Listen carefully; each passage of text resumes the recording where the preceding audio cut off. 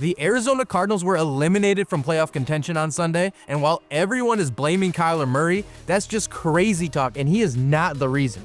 I think of a number of things. I couldn't get guys open as quickly. Maybe wasn't quite as clean as some of our one-on-one matchups. How's it going today? My name is Jesse McNamer, and welcome to Point of View. Before we get into it today, I just want to say we always appreciate your feedback. Look forward to reading your comments like the one we've got here. Also, be sure to stay tuned to the end of this episode to see if you can guess today's trivia question down below. To today's topic, why is all the blame for the Cardinals' hardships being put on the back of Kyler Murray? I realize the quarterback always gets the majority of the praise for wins and blame for losses, but this has gone too far recently. And I want to make it clear that I don't think Kyler has done enough to be absolved from all blame. Over the past 5 games where the Cardinals are 1-4, Kyler has thrown 4 touchdowns and 6 interceptions. Not a great stat to hear. But there's a lot of context that's missing from this, so let's just start with the interceptions, of which he has 9 this year. Even that's not an egregious number by any means, but it's still inflated based on the situations he's thrown them in. 5 of those 9 picks came on 3rd or 4th and long when he's just trying to make a play. They're basically just arm punts, and though he could cut down on them, they aren't the reason for losses. It's also a result of him just trying to get the offense going, something that offensive coordinator Drew Petzing hasn't helped with at all this year with his power run scheme. Kyler even had this to say after the Chargers game earlier this season about their plan on offense. I felt like, it was like perfect timing every time I dropped back, and it was like, they were guessing right. That's what it felt like the whole day. So it was tough, but, at the end of the day, man, we got the job done. We moved the ball when we needed to. We put up more points than the other team.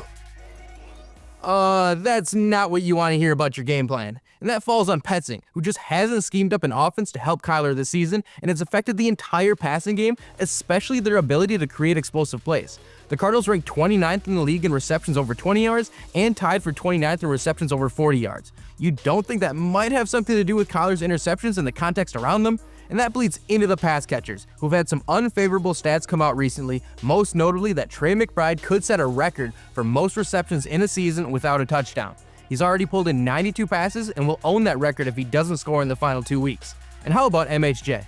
The expectation was that he would light the league on fire as a rookie and as the top target for Kyler, yet he's only racked up 51 receptions for just over 700 yards. Fine numbers, sure, but far from what you need from your top receiver. And that brings us back to Petzing, who said this earlier this season after a game against the Patriots. Listen in. I want premier players to want the ball. I want them to have that attitude, and that I would expect that of everybody in that room if they feel like I think a lot of it, and the guys that I've been around, those two included, it comes from a place of, I feel like this is what is best to help the team win. Because I'm good at what I do, and I deserve those. And I love that attitude, and I certainly want that to continue from all those guys in the room. But at the end of the day, I also need them to understand that, hey, we're going to do whatever we feel like gives us the best chance to win. Gotta say, it's hard to believe he means that given what we've laid out. 51 receptions for MHA is simply not enough, and McBride not having a touchdown through 15 games is criminal. And that's resulted in the Cards being one of the worst teams in the league in terms of receiving yards by wideouts. And while I think Petzing deserves most of the blame, we can't let Monty Ossenfort off the hook either. The Cardinals are clearly missing a veteran receiving target, and the best way they got to fill that role is Zay Jones. No offense to Jones, but with all the veterans changing teams in the last year, there's no reason the Cards couldn't have scooped up one, especially with all the cap space they had.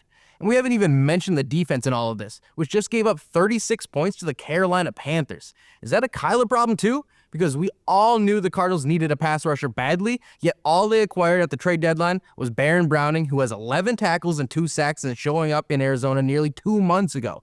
And finally, if this still doesn't convince you that Kyler isn't the problem and you still want to move on to the next QB, who exactly do you have in mind? Kirk Cousins? Justin Fields? Kyler is far and away the best option available given his experience with the team and overall output. I mean, it definitely could be way worse, as it has been for many past #1 overall draft picks. Baker Mayfield couldn't stick in Cleveland, Bryce Young was benched in just his 2nd season, even Trevor Lawrence has looked pretty bad this year. So just understand that you should be grateful for what you have, because all of those teams would love to have the Kyler problems the Cards are having right now. So let's end this on a high note. All in all, the Cards won 4 games last season and are already up to 7 this year. They are clearly building something that's going to take time, and maybe just some tweaks to the roster and a new OC could be all it takes to return to the postseason. But one thing is for sure, blaming Kyler Murray for this mess is misguided. He's one of the best things the Cardinals have going and should be treated like it. So please, stop all of this crazy talk. And on a lighter note, something that has worked well for the Cardinals all year is the rushing game led by James Conner. For more on how he is already the best back in franchise history, check out this past episode of Point of View. And the moment you've been waiting for, here's the answer to today's trivia question. We appreciate you tuning in. We will see you in the next one.